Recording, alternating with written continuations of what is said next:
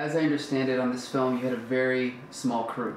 Yeah, small crew or lack of crew, actually, in that respect. I mean, for me, a crew is effectively someone to record sound, someone to set up a light, and someone to, like, you know, pass the actress a puff so she can dab her own face. You know what I mean? It's something that a few people. I mean, one thing I'm really against. I think the fact that people get caught up in the pretenses of large crews, giving the making of a film far more importance than the results, and that's the sort of thing. People love to pretend. People love to do the make-believe Hollywood. People love to have somebody to push around or tell what to do. It's just, I think what that is indicative of a certain sort of immature mental state of a lot of people who make films in this town. And it has nothing to do with the fact the ends being justified by the means. I mean, that's just a very simple math that I think a lot of these people can't even get their minds around. So I'll let them do things their way, and I'll do things my way. And so the small crew is not a result of lack of like it's a conscious choice. Well, it's a conscious choice, and I think the sort of the person with the preconceived notions of how films are made are going to say the more the better, or the better the film based upon the fact that you've got more people implicated in this disaster. That's the way I look at it. You know, I mean, you look at these people in the city here, and for them, it's impressive the fact that you've got a number of people standing around waiting for something to do or waiting for something to happen.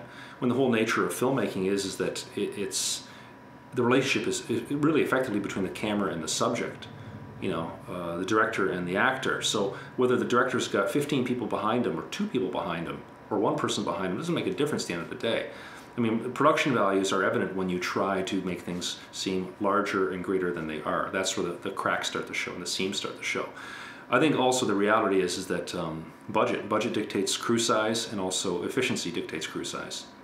The way I work, I mean, I like to work with existing locations, existing light, sound. A lot of that I rework and correct in ADR, and so that's something that for me I don't need an overabundance of people sort of contributing to the production.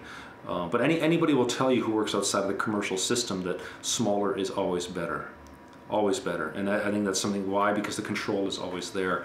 Direct control and direct responsibility. And that's one reason among others, certainly, that I could probably get into, but won't at this point anyways. Is there a specific example of maybe a creative choice that you've made that came out of the fact that you had a limited budget or a limited crew that you can think of? Well, I think one thing is this. I'm working in Super 16mm, and I think one thing people have to remember, and this is practical and philosophical at the same time, but filmmaking is all about what you don't see as well as what you see.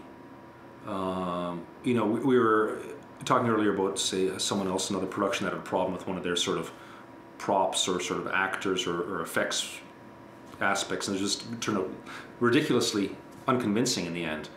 Well, then you work around not showing that, and you maybe revise the story. I mean, it's the sort of thing that I think it's just, you know, to put it in simpler terms, is just don't show your weaknesses sometimes when you make a film. Don't imagine or dream things in widescreen CinemaScope large when you really only can afford to do things on a very small, intimate scale, because you can be very effective on a small, intimate scale. Now, put it this way. I mean, Mike, you know, if we're doing a 2-shot, a dialogue between 2 people, that's a shot that you can do with $20 as well as 20 million, and you can get the same results. You know, people are willing to look at things that way, then you just get proportionally bigger. So then if you're going to show something a bit more beyond that, certainly do it within means, or realistic sort of means, attainable means. That's one thing, is with my whole film is more or less also disciplined by that fact that there is not a lot of money at my disposal, and sometimes I'm not going to sort of indulge in an embarrassment of riches that aren't there to begin with. So it's something, it's a frugality that applies to filmmaking the same way it applies to a band that's starting up, and they do their first tour in a van. They don't go hire a tour bus for their first tour.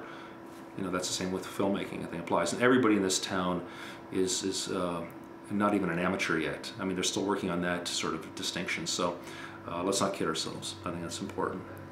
Otto, what do you think about sort of in the last couple of years the perceived reputation by people in Windsor that we're growing as a almost Hollywood North? Well, I think it's as far as, you know, that goes a long way when it comes to making people feel good about how little is happening in this city. I mean, the truth is, you can't even look at esteeming Windsor as a I'm not going to say a center for filmmaking, as a sort of instance of filmmaking. I mean, we're not talking about being a center. There's no great output of tradition to this city. If there's a tradition, it's a pretty embarrassing tradition at this point in time. So I mean, if you're gonna kind of celebrate kind of a tradition of mediocrity, then keep talking like that. One thing is filmmakers don't understand, a lot of people are very scared of, is that your work has to be judged in the context of the industry as a whole. And having said that, you want to at least start within the Canadian film industry. So make a film. There's no reason a film in Windsor can't be good enough to be recognized by, let's say, the Toronto International Film Festival, or Vancouver, or Montreal. You can be a big banana in Windsor. You can get all the press, the Windsor Star, everybody patting you on the back and telling you how great you are, how wonderful you are. But those words are only pretty much as effective as the people who are telling you that. And the people who are telling you that are sympathetic people, people who want Windsor to actually produce something to make them feel good about themselves. The reality is, goodwill, sympathy doesn't go far in the industry. You know, put it this way, if you made a good film, it's going to speak for itself. You might be a big shot in Windsor, you might sell out a lot of shows, you might make a lot of money, you might get a lot of press, and you take that film to Toronto, and people just kind of shrug their shoulders, or if they do take an interest in it, they just kind of walk out as quickly as they went in. Why? Because they realize that, okay, it's bad enough someone went through the trouble of driving a film 4 hours up the road to embarrass themselves. It's bad enough that I've got to spend 90 minutes here, kind of, confirming the fact that this stinks. And that's the sort of thing. But if you can go up to Toronto or Vancouver or Montreal or a lot of these festivals or theatrical venues, commercial theatrical venues, and do something that sticks. You know what I mean? If you're going to throw shit at the wall, you want to make sure it at least sticks. If it doesn't stick, then you have to kind of work on it a bit more. Because remember, the food and the feces, there's a direct relationship between the two. Right, and I'll get into that later. That's a different issue. But the thing is, with myself, I did a first film. I will say I think I did a good first film. I'm not going to be disproportionately egotistical about it. It is what it was. It's 5 years old now since the day I started shooting, more or less. But I submitted to Toronto and I got rejected. I submitted to Vancouver, I got rejected. I submitted to Montreal, I got rejected. But I submitted to Victoria and I got accepted. Then ended up getting submitted. Didn't get submitted, but I invited to another festival in Vancouver 6 months later, Immature it's called, and I got accepted. And then it has a life on DVD now. So anyways, what it is, I went out there and I put a film out there that got some good reviews, got some bad reviews. You know, people came, people left early, people walked out, and in the end though, I feel that, okay, at least now I went into the sort of the greater arena of the Canadian film industry at this point in time, and I didn't go the full 10 rounds, but at least I got into that ring. I think a lot of people in Windsor are terrified to get into that ring because they realize what they're seeing, or what they're showing in, what people are seeing in the end, is something that someone's going to have to answer to. Okay, if these are films being made in Windsor, we immediately assume that Windsor film community is producing good films. Well, no, Windsor film community can also get how would you say, stigmatized as making bad films. And my suspicion is, without being too negative about this, is that a lot of the people who are making films here now are making it for reasons that I think are the problem to begin with. I mean, you have to do films for, or not you have to do films, but you have to want to succeed on one of two levels when you make a film. Commercially or artistically. And the sense is that I get a lot of these other filmmakers who are making films in the city are trying to do things for a wider audience. They're trying to succeed on a commercial level. And when you're doing that, you're up against a massive industry that has a lot at their disposal from the standpoint of marketing, this, that, and this. So if you're not going to succeed commercially, then you want to succeed artistically. And certainly, based upon what I understand, what I've seen in Windsor, these films have no artistic merit whatsoever. Earlier I said something, the relationship between the feces and the food, meaning, what you eat, what you're inspired, what you're influenced by, what motivates you is going to show in your product. And when your product is hackneyed and cliche-ridden, and second and third rate regurgitation of what you've seen on TV or what you've seen in formulaic genre films, then effectively that's going to designate you as who you are, what you produce, and what you're capable of. I mean, if you're inspired by mediocrity, you're going to produce sort of something at best as mediocre as what you're influenced by, but certainly not better. I mean, it's the sort of thing, it's a weird relationship. So having said all that, I think what it is that, I wonder why people make films in Windsor. I really do. I wonder what their motivation is whatsoever.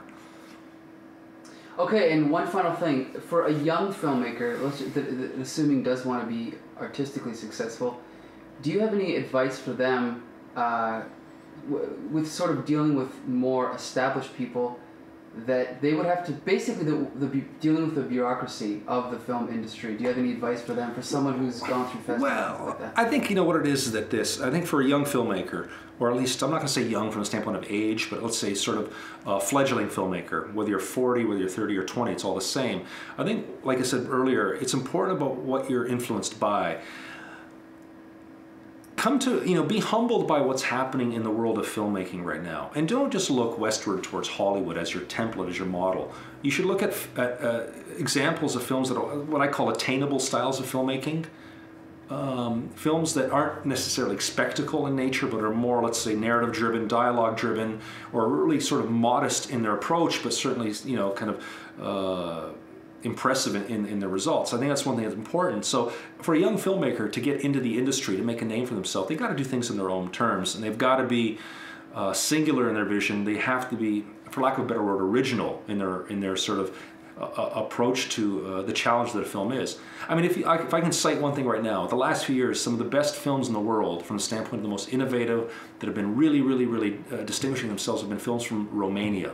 Believe it or not. I mean, granted, in Windsor we don't see a lot, but a lot of these films do play Toronto, Detroit, New York, are on TV, are on DVD, are on festivals. Why? Because there's a whole culture of filmmaking there that, post-Soviet learned to do things a lot with very little. There wasn't like the spoils of a capitalist system. So all it was guys with good ideas picking up cameras, making great films. And what it is, they would inspire one another, influence one another, and thus created a scene. Here the problem is there's just not that sort of center idea or a person who set an example that's going to influence all the others. I mean, sure, I can make a film and people are going to say, oh, this is fantastic, this is great, I'm going to go and make my own movie. But are there enough of those people who share that sort of, let's say, intellectual or sort of film historical or conceptual grounding that I have? No, maybe not. It's the same way it happens sometimes with music scenes. Why do certain bands come out of a certain town? Why did Seattle have the grunge thing? Why did Halifax have a scene? Why did Detroit have a garage rock scene? Because there's a lot of like-minded people, but there's not a lot of like-minded people doing stupid shit. There's a lot of like-minded people who are doing interesting things, novel things, great things, and of course, intelligent people producing things, inspiring other people who are equally intelligent. And that's the sort of thing the filmmaking community needs. So to answer your question, by taking the long road there, I think what young filmmakers, first-time filmmakers have to do is do things. Don't attach your ego to it. Be a hard judge of your own product and throw it out there in the world and let it get embraced or discarded. Let it be sort of resonate with someone or let it get flushed down the toilet. Because if you survive sort of a critical reception, and then eventually you're going to get a commercial reception. But at some point in time, you can't. Remember, one thing is you always got to respect your audience. If you don't respect your audience by producing things that are effectively, on some level, dumb, stupid, unoriginal, or formulaic, and if you can't see that as a filmmaker, then you shouldn't be making films. Because if you can see it as an audience member, and you can't see it as a filmmaker, I think there's a fundamental problem of what your calling is. I think you better kind of pawn your camera at that point in time. What do you see in the immediate future for the Windsor film scene then? Well, I think the problem is with the Windsor film scene, all you need is someone with a large enough presence, a big enough ego, a big enough sort of marketing sort of strategy to fail in the city. For example, you had a film like Dylan's first film. I'm going to reserve judgment on whether it was a good film or not. It's not my time. But okay, there's a lot of sort of excitement generated for that film. The film itself probably did not generate that excitement, but the excitement was generated for the film. Now, if we have to suffer, but someone else comes along and tries to build up, sort of cooks up this big circus around something that is even less sort of impressive or less, sort of justifiable in this excitement than that, then people are going to start seeing Windsor for what it is. It's a lot of, let's say, hype, it's a lot of media manipulation, it's a lot of excitement, it's a lot of PR, but at the end of it, it's all just like sort of cotton candy, it's fog, it's fluff, it's nothing substantial. That's the danger here. You get a lot of people, especially with the internet age now, who make themselves out to be far more important, relevant, and prolific than they really are. You go make a Facebook page, a MySpace page, and you can brag yourself, kind of into being as impressive as Elvis, for God's sakes. But when it comes down to when people are going to see what you've done, and when it doesn't, when there's no real relationship between the hype and the excitement and the product, that's going to be the death of Windsor. Because all you're going to have is a community of blowhards, a community of people who are just talkers. And we already have a lot of talkers in this town. People bragging all the time, all the time. Nobody wants to stop bragging, produce a film, put it out there, and let the film itself be kind of make its claim to excellence. Everybody wants to, and that's the other problem as well, is with Windsor, is people always talk about doing something. Let's talk about making a film. Let's make a big issue about the process of making a film. Let's close the streets down. Let's get a story about that. Let's get on the radio talking about what we're doing. But when it comes time to see what all this is about, suddenly people are like, a little more sort of, keep things a little closer to their chest. That's the problem, because in the end of the day, if you're going to look at an inventory of everything Windsor's produced in the last 5, 6, 7, 8 years, it is like really, it's pretty threadbare, and that's going to be an unfortunate thing. And if Windsor just has that keeping going, who's going to take it seriously as a town of filmmakers? Really, I think that's the one danger right now. And we'll see how it goes. I mean, there's a whole new crop of films coming out not coming out, but being finished right now. People like myself, Nick Shields, Chris Pickle, Gavin, and anybody else. Okay, it's one thing for all of us to talk about what we're doing, but let's see what gets done. And whatever gets done, let's see how well it sort of holds up. That's the important thing. I think that's going to be the future of Windsor filmmaking, if these things can hold up.